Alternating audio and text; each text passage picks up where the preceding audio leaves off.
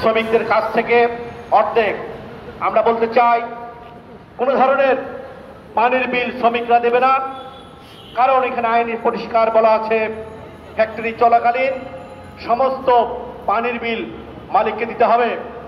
এবং আমরা কলকারখানা পরিদর্শককে আমরা আহ্বান করব, আপনারা চিরেই এই বংশাল এরিয়ায় কেরানীগঞ্জ, লালবাগ, মানিকনগর, মুক্তামান্ডা এই সব অঞ্চলে আপনারা খোঁজ খবর নিয়ে দেখেন। আসলে শ্রমিকরা অত্যন্ত মানবেতর জীবনযাপন করছে এবং শ্রমিকদের মজুরি মালিকরা পরিশোধ করছে না। সংগ্রামী সাথী ও বন্ধুগণ, একজন শ্রমিক যেখানে মাস শেষে মজুরি পাওয়ার কথা সেখানে বছর শেষে মজুরি পাচ্ছে এবং শ্রমিকদের উপরে নানান ধরনের নির্যাতন নিপীড়ন চলছে। আজকে আমরা এখানে দাঁড়িয়েছি এবং প্রতি বছর আমরা দাঁড়াচ্ছি। এই যে দাঁড়ানোর ভেতর দিয়ে শ্রমিকদের হয়তো সংগঠিত হওয়ার অধিকার আছে, শ্রমিকরা সংগঠিত হচ্ছে, কিন্তু আগামীতে লোকাল গার্মেন্টস শ্রমিকদের সংগঠিত হয়ে একজন শ্রমিককে বাঁচার মতো মজুরির দাবিতে ঐক্যবদ্ধ হতে হবে। আন্দোলন ছাড়া বিকল্প কোনো পথে শ্রমিকদের অধিকার আদায় হতে পারে না। তাই ঢাকা পোশাক প্রস্তুতকারী শ্রমিক সংঘের পতাকা তলে সকল শ্রমিকদেরকে আহ্বান করব পতাকা তলে ঐক্যবদ্ধ হওয়ার জন্য।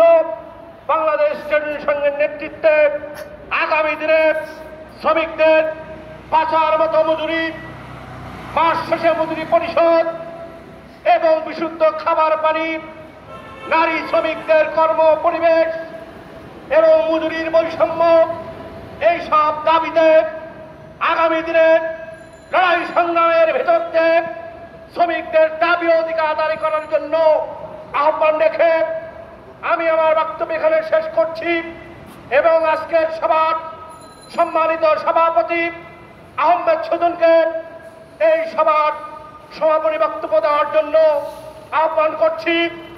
দুনিয়ার মজদুর এক হও, লড়াই করো, পথ আঁকা বাঁকা হলো, বিজয় আমাদের সুনিশ্চিত।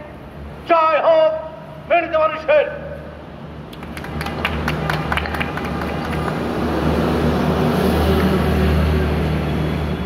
ঢাকা পোশাক প্রস্তুতকারী শ্রমিক সংঘের আজকের এই আয়োজিত বিক্ষোভ সমাবেশের সংগ্রামী বন্ধুগণ, আপনারা আমাদের সাথে আমাদের লোকাল সেক্টরের শ্রমিকরা ও সাংবাদিক ভাইয়েরা যারা আমাদের ধৈর্য সহকারে আমাদের কথা শুনেছেন, যে আসলে আমাদের যে মানবেতর জীবনযাপন করছি তারই একটি নমুনা আপনারা শুনছেন। সংগ্রামী বন্ধুগণ, বাস্তবতা হলো এই যে আমরা যে কষ্ট করে কাজ করি তার যে কষ্টের যে ফসল বা কষ্টের যে পরিশ্রমের যে টাকা, সেই টাকাটা আমরা খুব সহজে আদায় করতে পারি না মালিকদের কাছ থেকে।